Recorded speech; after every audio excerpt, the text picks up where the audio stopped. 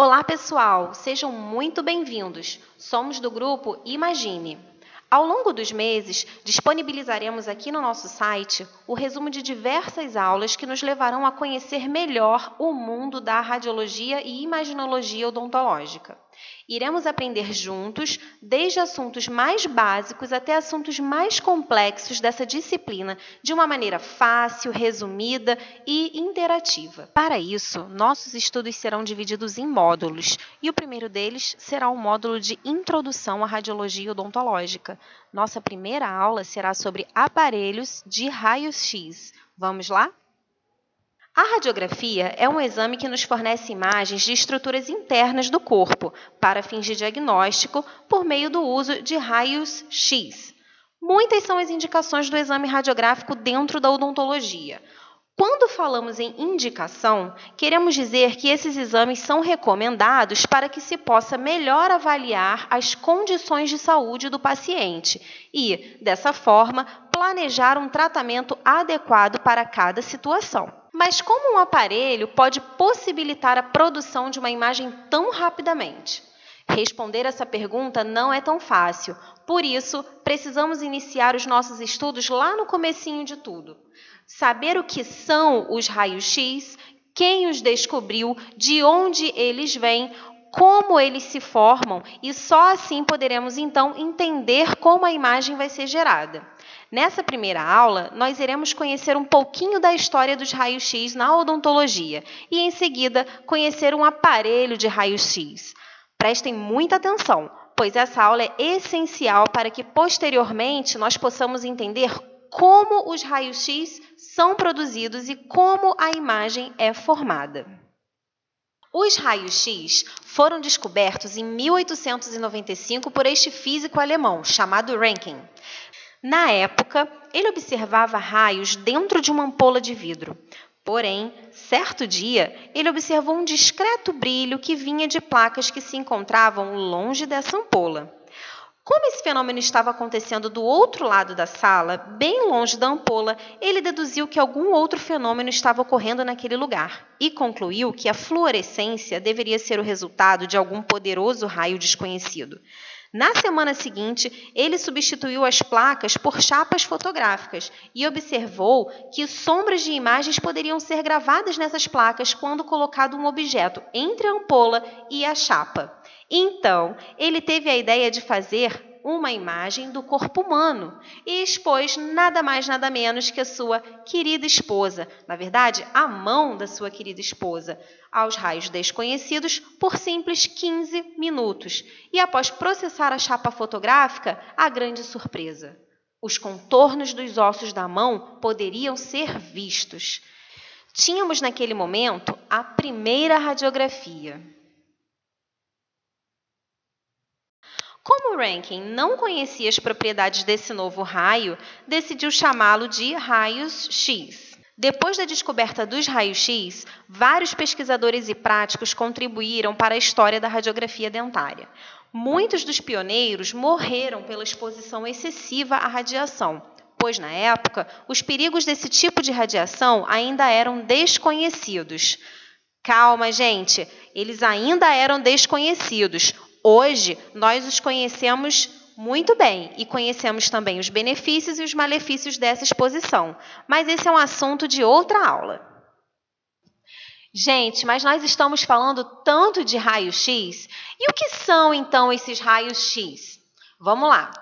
Feixe de energia que tem como característica penetrar a matéria e formar imagem em receptores de imagem, que podem ser filmes radiográficos ou receptores digitais. Para que os raios-x sejam produzidos e, consequentemente, uma imagem radiográfica seja gerada, é necessária a utilização de um aparelho de raios-x. Mas aí vocês podem me perguntar agora, e o que é um aparelho de raio-x? Bom, um aparelho nada mais é que um conjunto de peças organizadas para um determinado fim.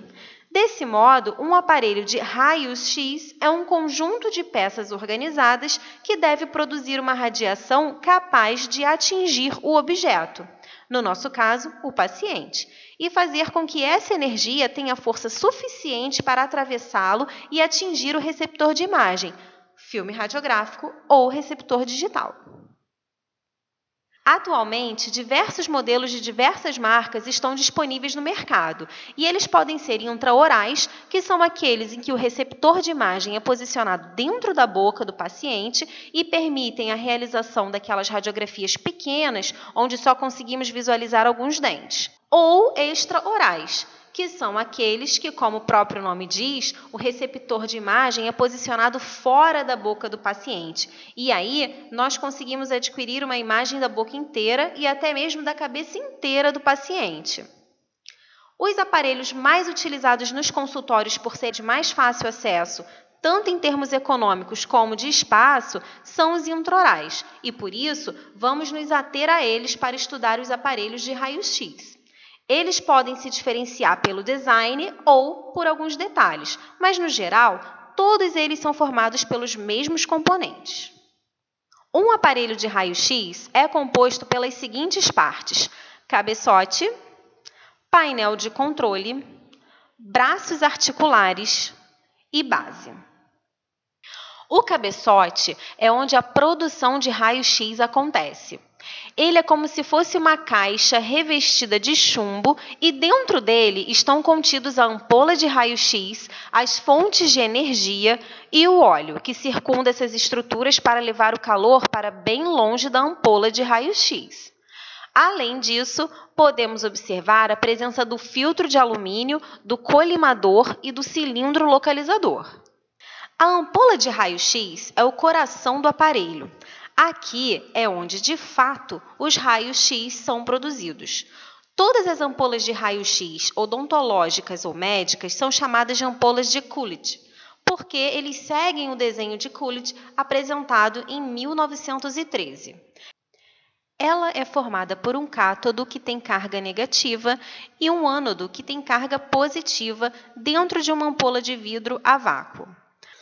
O cátodo é a fonte de elétrons e ele é composto por um filamento de tungstênio e uma taça focalizadora de molibdênio. O ânodo é onde os elétrons colidem e ele é formado por uma placa de tungstênio inserida em um bloco de cobre. Os elétrons saem aqui do cátodo em direção ao ânodo e quando esses elétrons colidem com o alvo aqui no ânodo, os raios-x são produzidos. Porém, todo esse processo é ainda ineficiente, porque 99% da energia cinética dos elétrons é convertida em calor e apenas 1% dessa energia é convertida em raios X. Esses raios-x, quando formados, correm para todas as direções dentro da ampola, mas apenas os que formam um feixe em direção à janela da ampola é que poderão formar a imagem radiográfica. No ânodo, existe uma parte chamada de área focal, que é o local para onde a taça focalizadora vai direcionar os elétrons do filamento. A nitidez da imagem que será gerada vai ter uma relação inversamente proporcional com o tamanho da área focal. Ou seja, quanto menor for essa área focal, mais nítida será a imagem. E o contrário, quanto maior a área focal, menos nítida será a imagem, conforme vocês podem observar aqui. Mas, com a área focal menor, o calor gerado nessa região terá uma menor área para se dissipar. Então, para contornar esse problema, a área focal é inclinada em um ângulo de 20 graus em relação ao feixe de raios X, criando um efeito que chamamos de efeito Benson, onde temos uma área focal efetiva menor, o que irá melhorar a nitidez da imagem, e uma área focal real maior, para permitir a melhor dissipação do calor. Ligados à ampola, nós temos duas fontes de energia, que são o transformador de baixa tensão e o transformador de alta tensão. O transformador de baixa tensão se liga ao cátodo e vai aquecer o filamento de tungstênio, formando, então, uma nuvem de elétrons em volta desse filamento. O transformador de alta tensão vai se ligar ao cátodo e ao ânodo e vai promover uma diferença de potencial para acelerar os elétrons e fazer com que esses elétrons tenham velocidade suficiente para colidir com a área focal no ânodo e formar os raios X. Como são produzidos raios-x com energias diferentes, na saída do cabeçote é colocado um filtro de alumínio que vai remover os raios-x que não teriam energia suficiente para atravessar o objeto e chegar ao receptor de imagem, ou seja, que não formariam essa imagem.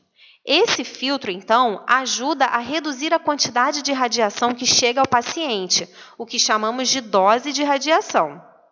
Além desse filtro de alumínio, que podemos chamar de filtragem externa, outros componentes do cabeçote também vão filtrar os raios-x, como, por exemplo, o óleo isolante e a ampola de vidro, o que chamaremos, então, de filtragem inerente.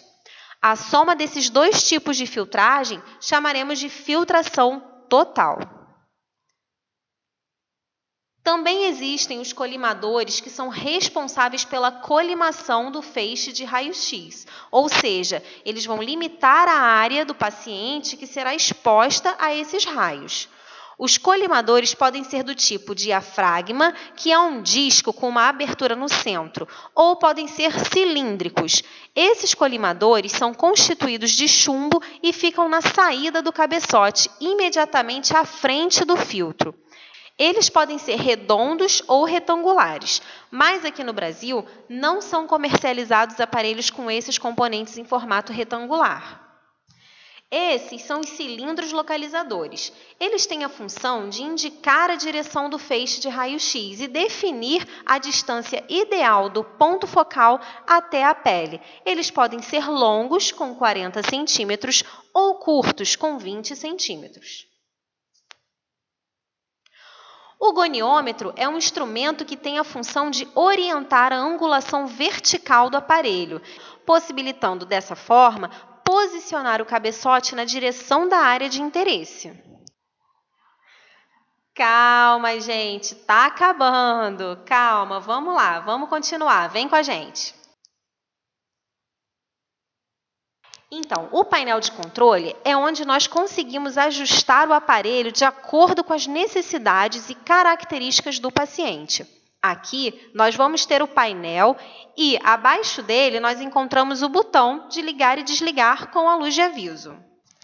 Além disso, ainda temos o marcador de tempo de exposição, o seletor de tempo de exposição, que vai selecionar o tempo que o aparelho vai produzir radiação, o disparador, onde o operador aperta para produzir os raios-x durante o tempo que ele selecionou, e os avisos luminosos e sonoros, que são indicadores de radiação e vão ser acionados enquanto o aparelho estiver produzindo raio-x.